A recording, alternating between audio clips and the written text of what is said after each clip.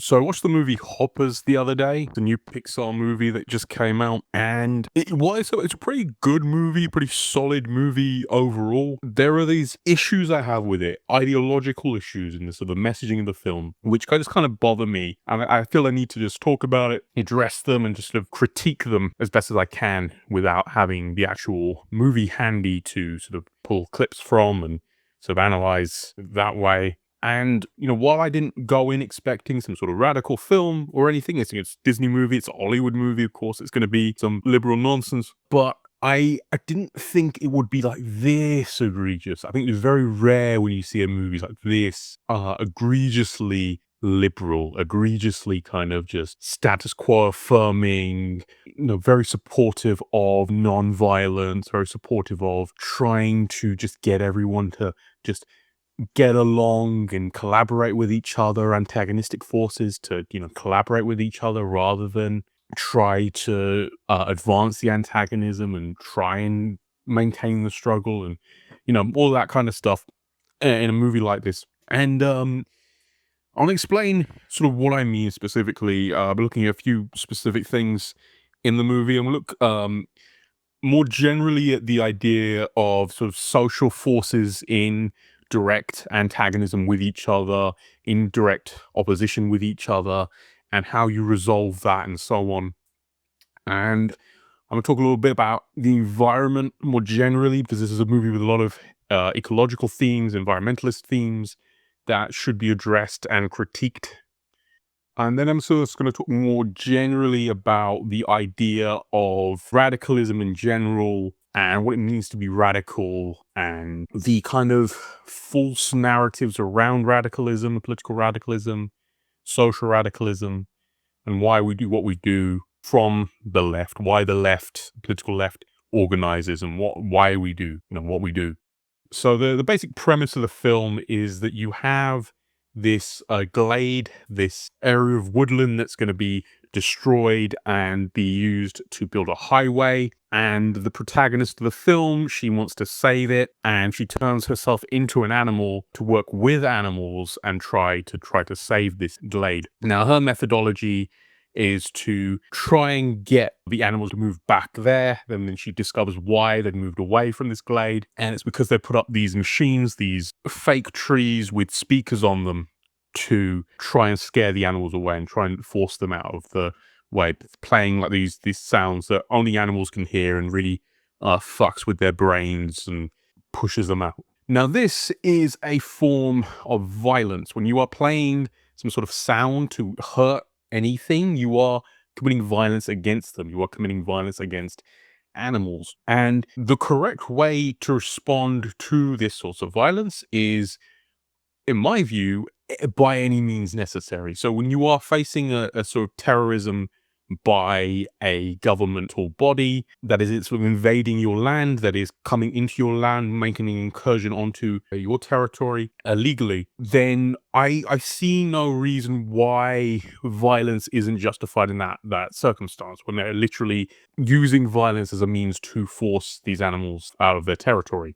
In general, you have this sort of antagonism between humans and animals. This is not a new concept in fiction. This is very much part of our reality. Well, I'm not a vegan or anything. When it comes to these kinds of movies where you have, talking animals that live in sort of communities with each other, talk with each other, who have like their own society and the way that they sort of go about things, what you have is animals with sapience. You have animals who are effectively stand-ins for human beings, animals who operate and act and behave like human beings. So the logic you should apply when talking about these animals and thinking about these animals should therefore be to think of them as human beings, as human characters, as humanistic characters, as actual people, rather than just simply like we think of them in the real world, like food or pets or pests or whatever. And I know there's people who don't want to feel like that way about them, and but when it comes to the average person, this is sort of the dichotomy between, say, animals within fiction, where they are talking and have personalities and have senses of self and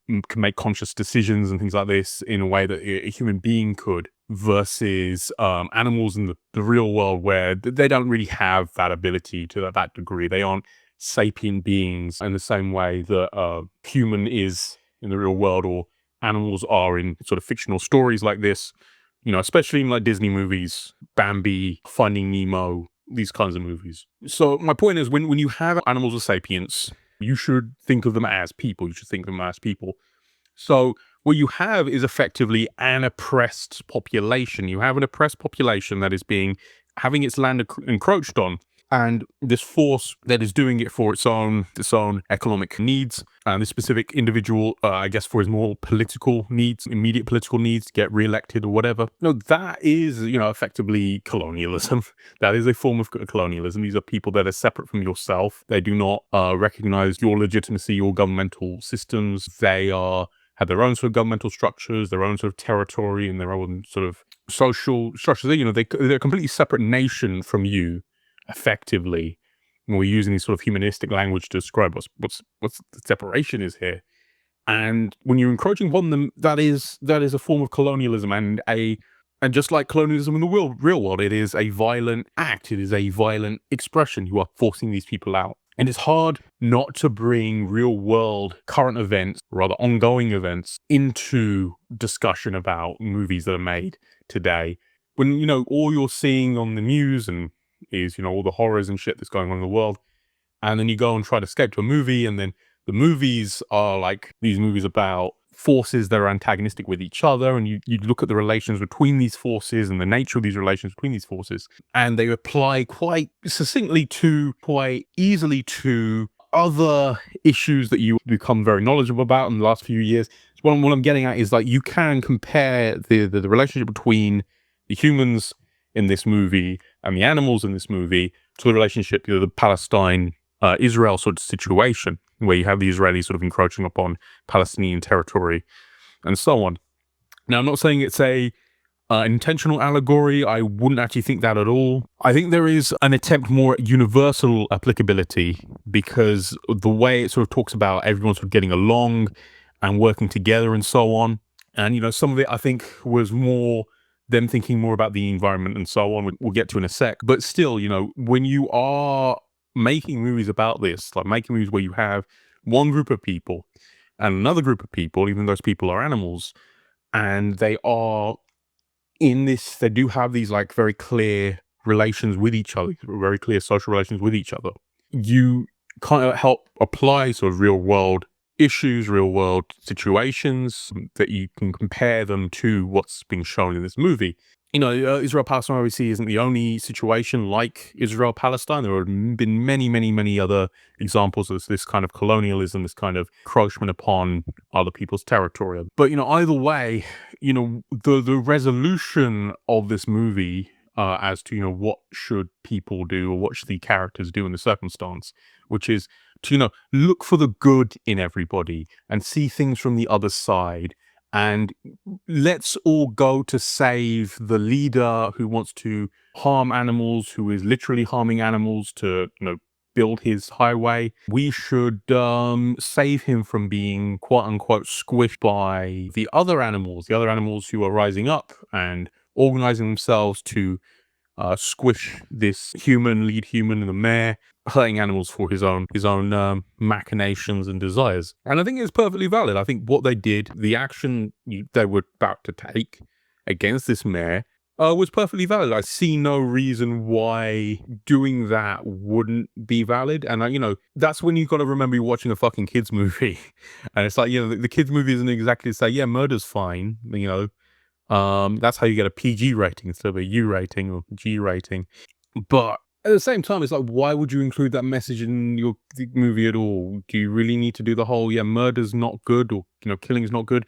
Okay, that's fine message to have, but then don't have a character who kind of deserves it, who kind of like, he has it coming. We never actually see like a good side to him, I guess. Like, he looks after his mother, I guess, is the movie sort of trying to portray him in a good way. I wonder if that was kind of like a studio note that made him tone him down a bit or something, like soften him a bit, make him more morally grey and so on.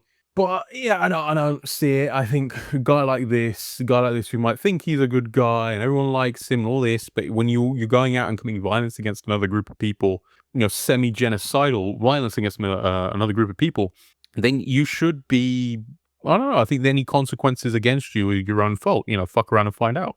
Actually, they make that joke in this movie. We make a fuck around and find out joke in the movie. It's for the movie's credit, kind of funny, the movie. But, when it comes to the actual messaging of the film, this is the problem. This is the ideological issues with a film like this. It doesn't actually engage with these things in a way that it engages in these things in this very kind of liberalistic manner. This is the sort of the liberal mindset of how you resolve these kinds of social conflicts, how you resolve these kinds of geopolitical conflicts, political conflicts in general, but especially social conflicts. We have one class of people, or one social category of person who is seen as lesser by another social category of person, who is constantly subjected to violence by that social category of person, by the other social category of person, and the one that has been subjected to this violence is supposed to just kind of forgive and forget, I guess, or just be the bigger person, which, yeah, I fucking hate those kinds of messages. I think, those kinds of messages, while they seem like, oh, this is what maturity is, all of this is the typical sort of liberal line. No, that is infantilism. That is infantile mindset. This idea of, why can't we all just get along? The monster who wants to eat us, what if we just showed him kindness? Then he'll stop wanting to eat us. The whole fucking Aesop's fable thing. The lion, he's got the toothache. If the mouse comes and pulls the tooth out of the lion's jaw, then the lion will stop eating people. And that's not how the fucking works, because a lion is a predatory creature. It needs to feed off of other beings. It needs to consume other animals in order for its own sustenance, in order to survive.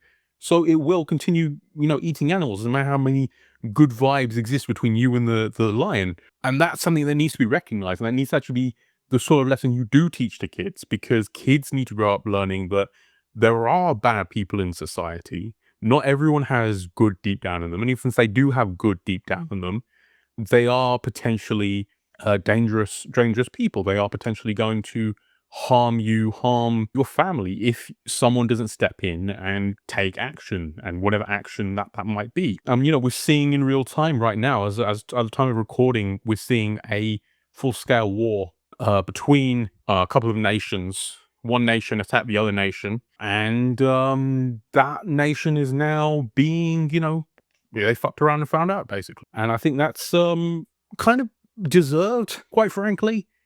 And in a movie like this, where you're trying to teach kids, no, don't stoop to violence, don't try and kill any sort of political leader who is trying to harm your entire social group and murder your entire social group, and doing violence against your social group, deprive them of access to territory and occupy your land and all of this. Doing that is just as bad as being them, or it's just cruel and evil. It's horrible. How dare you? All this kind of stuff.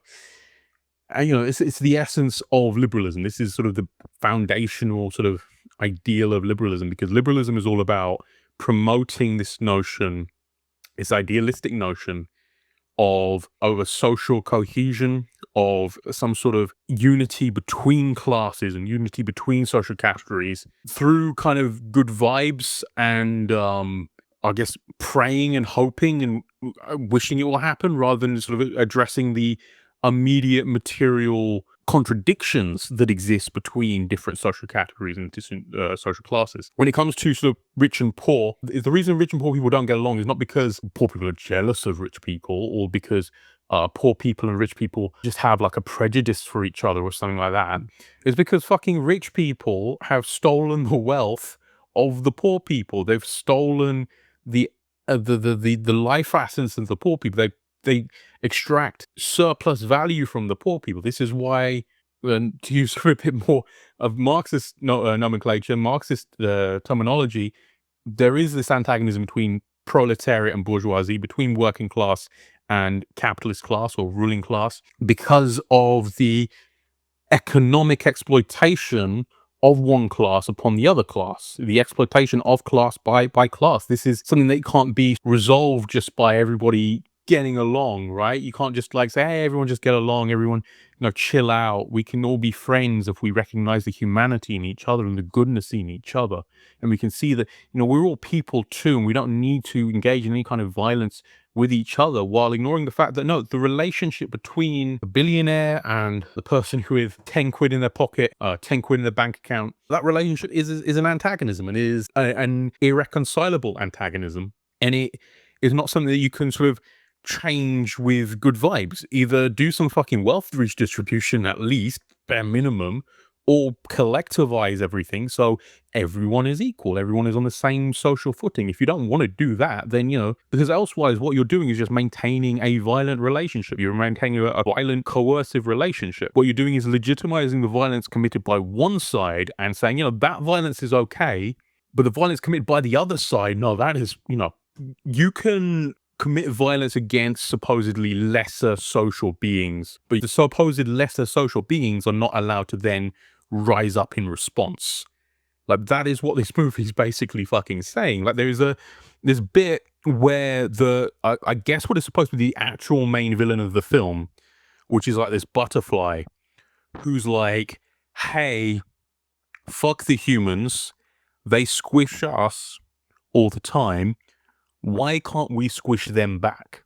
And it makes this very, clear argument. It says insects get squished all the time, they get eaten by other animals all the time, they're always treated like these lesser beings. And he goes up on stage and he's like pretending he's a human. He's a butterfly, he's in like a human robot suit. And then he, goes up on stage and says, how many of you humans have squished a bug? And all the humans say proudly, yeah, I've squished a bug.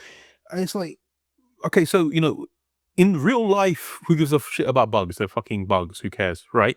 They're not actually sapient beings. But in this movie, by the logic of this movie, by the laws of this movie, within the context of this film, with all its, sci-fi, sci-fantasy elements, the bugs are sapient beings. These are people. These are persons. They might be bug people, but they are people. They think and behave like human beings, even if they aren't actually biologically human beings. They behave in a humanistic way. And so it suggests that the bug fighting back against the population who has always squished and attacked bugs and wanting to squish them back in retaliation is sort of a bad thing, it's kind of fucked up. It's kind of a fucked up assertion by the film. And like, okay, yeah, sure, how the fuck are the humans supposed to know that bugs are sapient? This is kind of a rare thing that only like a couple of humans have figured out in the context of the film. But like, don't then sort of treat it like this kind of funny thing when the bug then does get like eaten by the end of the film, and that's the retaliation against him for all his sort of evil behavior.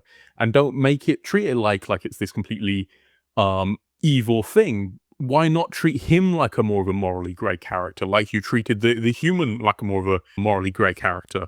Why not say, hey, why don't we all, sit down and have some fucking diplomatic meeting about it? Wouldn't that be a better lesson for kids? Like, fucking B-movie or something? Like, it's like ends in a court case and the movie ends with a court case. Maybe, B-movie isn't the perfect example. That has its own issues, its own problems. Maybe that's the better lesson for kids. Like, okay, let's do some sort of diplomacy. Let's do some sort of negotiations. And then maybe the best lesson for kids is when the humans renege on their deal and then break any ceasefire and continue to squish bugs. You can tell an interesting movie for kids, and you can tell a compelling movie for kids that teaches them good life lessons. These are not good life lessons. These are very bad life lessons. When you are telling kids just to capitulate to the status quo, to just reaffirm the status quo and not commit any kind of violence against authority figures who are engaged in violence against you, engaged in genocidal violence against you, that is a fucking problem. That's not a lesson you should be teaching kids, especially in this fucking day and age, because those kids grow up to be adults who, with some really fucked up and idiotic takes about current affairs and geopolitics, where they're like, well, why can't all these people just get along? Okay, why does Iran have to retaliate against all the countries attacking it? I'm like, the fuck are you talking about? Of course Iran has to fucking retaliate against the countries attacking. You think it should just fucking take the bombardment? It should just allow itself to get bombed? Are you fucking stupid? Again, like, these are we can draw and comparisons with very current events that are happening all around us. And when you bring it back to these films where it does demonstrate, and it might seem ridiculous because this is a stupid kids film, but it isn't a stupid kids film. It's a fucking Pixar movie. These are movies that are supposed to be the ones that are, socially conscious and thinking about the environment and thinking about society and thinking about class and all this shit. These are the movies that are supposed to be the smart movies, the kids movies that are actually for adults, right? So, we should treat them with respect. We should treat them with respect by critiquing them as if these are movies made for the sake of critique. These are movies that are made to be viewed as intelligent projects worth critiquing, projects worth engaging with in a meaningful and even sort of intellectual way. And this is the way you do it. You say, hey, what message are you teaching these kids? What are you actually trying to say to kids? And you question that. That's the important thing to do. And I feel like there's a problem there. There is a problem where it doesn't recognize or doesn't really understand how to resolve the problems between different contradictions in society. And this is the liberal ideology that encases the whole film and sort of seeps into the film and sort of takes over the whole film. And again, this is what you would expect from a Disney movie. You would expect it to be a liberal movie. You would expect... I don't have any expectation for like Marxist theory in a movie, but this is a great example of the really fucked up mindset the lower liberals have, where they just want people to capitulate to class exploitation, like the exploitation of class by class, and they don't want anyone to fight back against it. They will give you shit if you try and fight back against it, whether it is an anti-imperialist movement against massive imperialist powers trying to invade your territory, steal your oil, all of this, whether it's a movement against a ethno-religious settler colonial entity that is occupying your native land and is continually encroaching upon your territory. These are things that could be addressed in movies. These are great issues that could be addressed in kids' movies even. And the solution is not a simple one. And the solution is not a perfect one, but it certainly isn't, let's hug it out, which is what this movie seems to want you to think. Now let's talk about the environmentalist message inherent in the film, which is sort of a big part of the movie. These are, it's not an uncommon thing for Pixar. They did WALL-E, which was the big one, which was the robot who's sort of cleaning up the trash after the humans just fucking trashed it and then flew off somewhere else. This movie could have been a lot more interesting in terms of an environmentalist story, but it seems to be very kind of 90s in its outlook, by which I mean it's very kind of like old school environmentalism. The kind of like, the problem is that you're ruining the beauty of nature or the niceness of nature, rather than destroying a very vital ecosystem that humans are just as reliant on as animals, right? You can look at some examples to now where the Amazon rainforest is burning. The most pressing issue with that is not just, oh no, the animals are dying, or oh no, the beauty of the nature and all that. It's, holy shit, all these trees are fucking turning to charcoal. We may run out of oxygen at some point. We may not produce enough oxygen at some point. We may have way too much fucking CO2 in our atmosphere. Too much fucking greenhouse gases. We're gonna fucking burn, and the oxygen levels are gonna fucking like deplete if like this entire fucking forest, like that's a real concern, right? It's bigger than just the beauty of nature and preserving the beauty of nature. This is a very kind of, again, like a liberal and almost conservative attitude toward the environment and ecology in general. It's conservative conservationism. It's not actually an attitude towards, let's improve things for the totality of people. Let's make sure the environment is nice and safe and clean for the totality of inhabitants on this planet. It's, hey, nature is nice to look at. And this one character, she likes sitting by this lake and thinking about her dead grandmother. And because they're destroying this lake, or it's a glade or whatever, because they're destroying this fucking glade, she feels sad and she can't get over her rage issues. And therefore, we must save the glade. That's not fucking environmentalism. That is just, it's selfish individualism. It doesn't give a shit about the environment of all humans. It's not really caring about all humans. It's just about this one individual. And this is how they center the whole sort of Glade issue. It's all about her, and she gets the Glade back at the end and all of this. It's not actually dealing with this issue in a meaningful way. There are movies that have been dealing with this in a meaningful way for years before this movie came out, and yet this feels so regressive. It doesn't feel like a movie about environmentalism that's coming out in 2026. This feels like a movie that about environmentalism that's coming out in fucking 1940 or something. Like, it's not addressing the issue of climate change at all. It's not discussing the destruction of entire sort of ecosystems, species that are becoming endangered, birds that are becoming endangered, the fact that there is a changing relationship between animals and humans with the amount of like rubbish that like and trash that sort of ends up in environments that you get, like, feral animals and things like that, and rats that have kind of become reliant on human produce and human waste as a means of subsistence. I don't know what to even say about a movie like this and the environmental themes. It's just very, very kind of bland, and like, I'm not even like an environmentalist. Well, I am an environmentalist. I do think the environment needs to sort of be protected. Obviously, I'm not the best at doing that myself. I don't recycle as much as I probably could. I'm not a vegan. Maybe my carbon footprint's a bit bigger than it should be and all this. But at the same time, like, I can recognize the kind of weak source, like, there's not even like a pragmatic approach to environmentalism. They're just ignoring the issue altogether and just focusing on the beauty of nature as the thing that we must preserve, and not, or animals as these things, these objects of fancy for us to engage with. Aren't animals nice? Is the attitude that they're trying to sort of encourage, and again, kids to have a more positive outlook on the environment.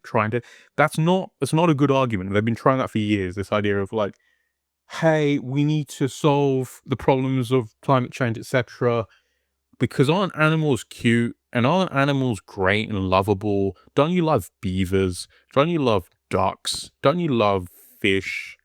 Yeah, all those animals are great, but that's not a compelling argument for a total socio-economic change, the sort of socio-economic change that is necessary to completely reduce the amount of environmental damage that's being done on a fucking hourly basis. Forget that fucking daily basis, on a fucking hourly basis. And that doesn't really address the problem. It doesn't really address it in a meaningful way. I don't expect, again, a kids movie to address all of that, because it'd be fucking boring for a lot of kids. They don't need to get into the whole fucking environmental policy.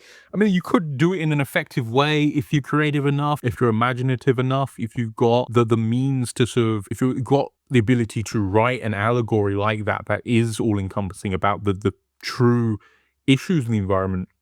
And I think even then it would become so abstract as to not really be clear unless you're already well versed in all the issues, and you need like a teacher to explain it all to you. So like, oh, this means this and this means that, and something like that. But even so, I think this is like, WALL-E is a very good fucking environmentalism story, because it addresses the issue immediately. It says, through visuals, not even any fucking words, it just goes very like clearly, hey, yeah, capitalism got concentrated into fewer and fewer hands, to the point where one corporation was basically in charge of the whole fucking world. So basically fascism. It allowed for the rampant destruction of the entire fucking planet. It allowed the trash to literally just fucking pile up. And its solution was like, hey, let's all go off in a fucking rocket ship until the world is cleared up by the robots. And you can all just go to fat, and we'll do the breeding for you, all of that, and just like, you sit in your fucking chair and drink processed foods, and like that's its own kind of. There is something very fucking bleak about WALL-E. I think everyone's fucking talked about WALL-E, its environmentalist themes, its social themes, political themes, and it is a very fucking good environmentalist fable, as well as a very good kids movie, comedic film, and love story and all that shit. It's a very fucking good movie. It is possible. And I know like WALL-E's one of those once in a lifetime kind of films that comes out and then changes everything. It's weird, and the burden on Pixar to like be able to do that every fucking couple of years, and they can't. And the last batch of films that they made, a lot have been, decent and interesting and engaging. I'm sure in the next, like, 5, 10 years, we'll be looking at them all like, oh my God, this was, as good as Wally, as good as Up, as good as, all these, maybe, I don't know. Hoppers, it's such like so fucking like mid with environmentalist messaging. It's like night and day with the fucking Wally film, right? I've seen like people compare it to something like a movie called Fun Gully. And it's like, Fun Gully was a much better sort of environmentalist fable. I haven't seen Fun Gully, so I can't comment on that. I have seen a fair number of environmentalism stories in kids media. I've seen straight up environmentalist like propaganda films that they made in like the 90s and stuff. It's all so much better than what they're trying to put here, talking about the urgency, and they're talking about this is just, it's a mess, and it's very just to bring it back to the beginning, it's very much fixated on the individual and on aesthetic beauty rather than actual structural changes that need to be made. And why the destruction of environments happens, not just because some sort of superficial project like a big road that doesn't need to be built. It's because of capitalist expansion. It's about the need for profits and greater returns, greater growth. That is why the environment is being destroyed. This is why they are building these gigantic data centers to fucking create AI machines that are able to produce far more, supposedly be able to replace the entire workforce with automation and all this. That's what they're chasing, right? And that's what they're fucking concerned with, and that's what they're trying to fucking accomplish. It's not about just like, oh, I'm evil and I hate the environment, or I don't care about the environment, I just want to build this vanity project for myself, I don't give a shit. Here's a road, fuck you, fuck the glade, fuck animals. It's not about all that. It is a bit deeper than that when it comes to the environment. It's, a result of capitalist expansion, and capitalist expansion being antagonistic to preservation of the planet for future generations, future humans, or animals in general, all beings on this fucking planet. Not just the animals, even the fucking plant line. No fucking plants have gone extinct. God damn. And the necessity to preserve all of them to preserve us. If we need to do the selfish argument, then let's do the selfish argument. They're not even engaging in this shit in a meaningful way. So why would you even fucking bother? And it's funny, they lampshade this movie very early on around like comparisons to Avatar, the movie Avatar, the 2009 movie, James Cameron movie. How, the similarity of the plot to Avatar, where she's, becoming a animal to talk to other animals. In the movie, Jake Sully becomes an avatar to talk to all the Na'vi creatures, all these, and he gets to know them. And then, of course, there's a big difference there, right?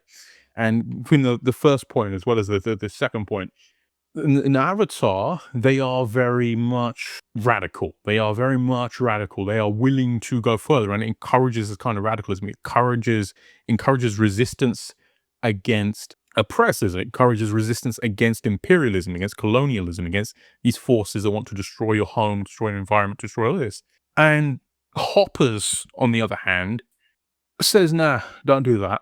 Just make peace with the evil bad guys and, pray for the best. Like, maybe they'll magically change their minds if you traumatize them enough with a fucking adventure and treat them with dignity and be nice to them a little bit. It's like, that's not how the real world works. I'm sorry, that's not how the fucking real world works. It doesn't matter if it's a kid's movie, because you should be teaching kids good life lessons, not fucking fantasy and fairy tales all the time. At some point, you've got to say, hey, there are a lot of shitty people in the world that will just like fucking destroy the world to, so make a quick buck. And you've got to recognize that something has to be done about these people. You don't have to squish them, but put them in jail maybe. If we go to that level of violence, at least that like minimal level of violence that, that's normalized and legitimized by liberal society, I guess. And the environmental themes in Avatar are so much stronger, and it talks about, the connections to all of us. It does sort of delve into that in Hopper and all of this,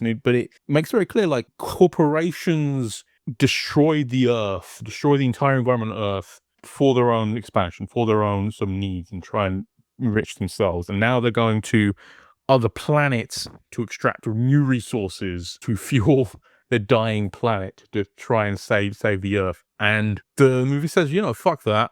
you don't need to do that. Let's protect this indigenous population. Let's fight back against these corporations and their armed forces. Let's take them out. Let's fight back. And it's okay and it's justified. We don't need to save the guy with the scar or the billionaire prick who's in the film. We don't need to save those people. Let them fucking die or send them the fuck off the planet and make them go back to Earth and to rot, you know? Versus the hoppers, which is just like, no, don't do that, don't do that. And that is the liberal outlook. Again, it's the same thing. It's how do we reconcile the antagonism? It's like, you can't. It's an irreconcilable antagonism. Something's got to give. Something's got to fucking give. You can't just hug your way out of it. You can't just say, well, why can't we all get along and just hope for the best?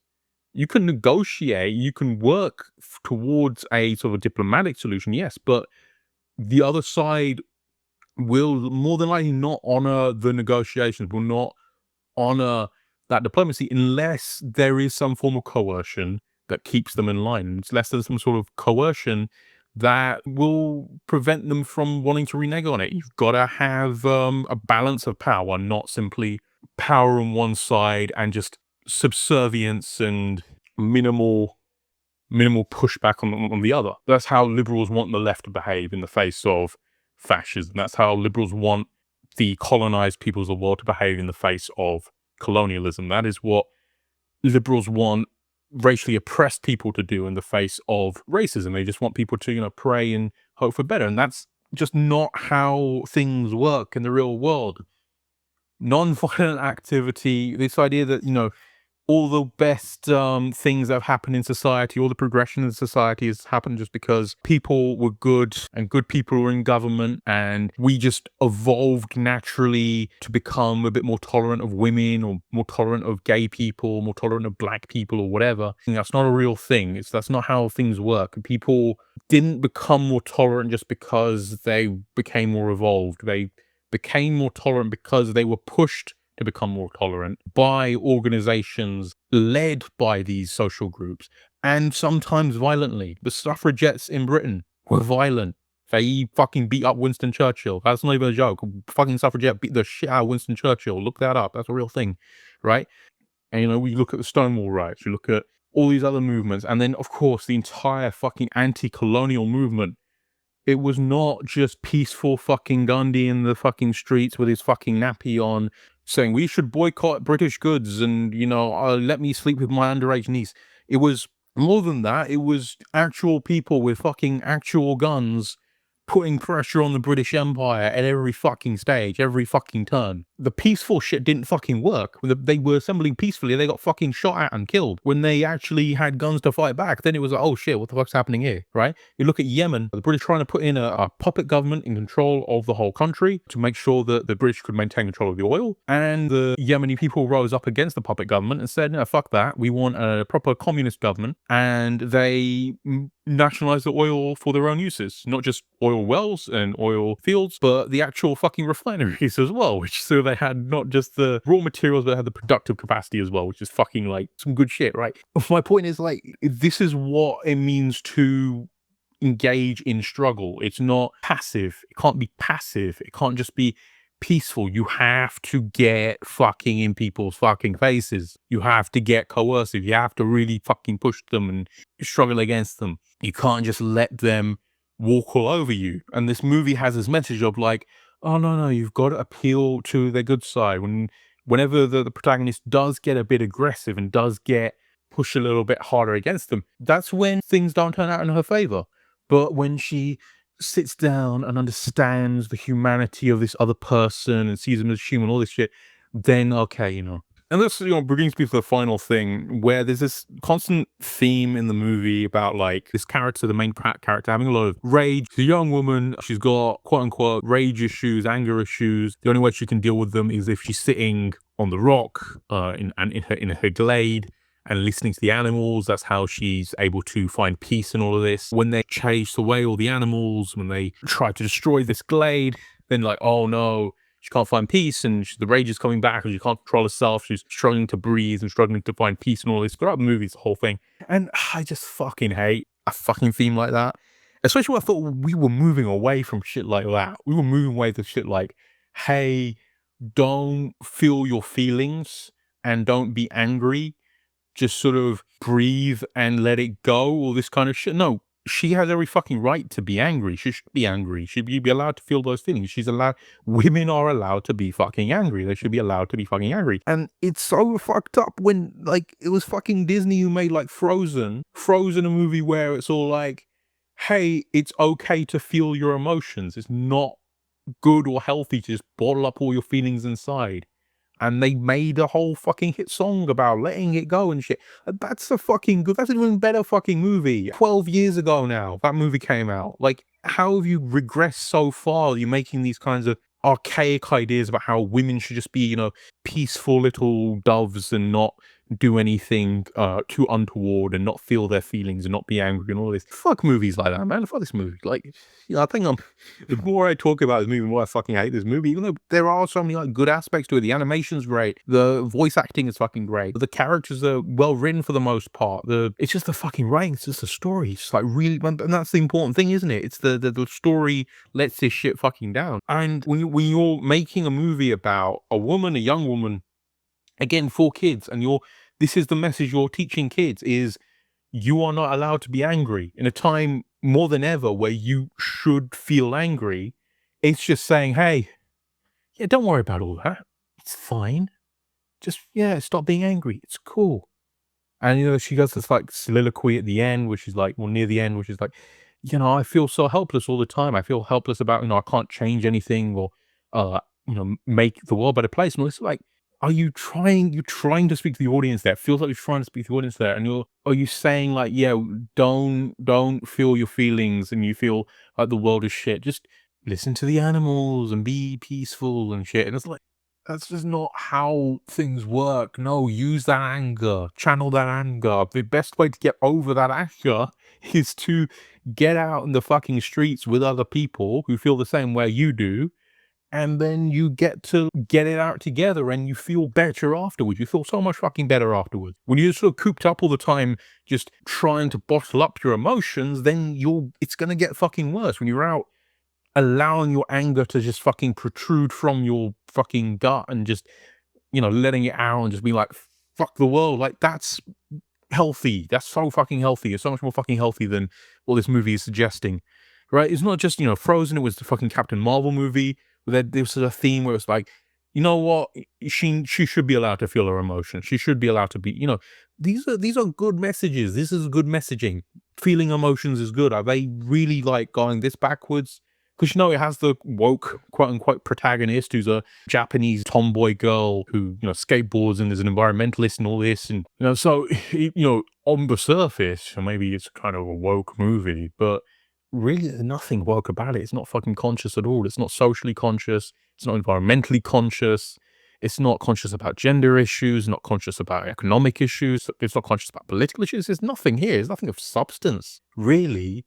It's just this kind of, it is liberalism. That is the essence of liberalism in present day. It's an ideology that pushes against people being allowed to feel their emotions, pushes against people being allowed to fight against antagonistic forces. It demands reconciliation. It demands unity. It demands love and peace and all this fucking bullshit. And it's so fucking tired, man. It's so fucking tired.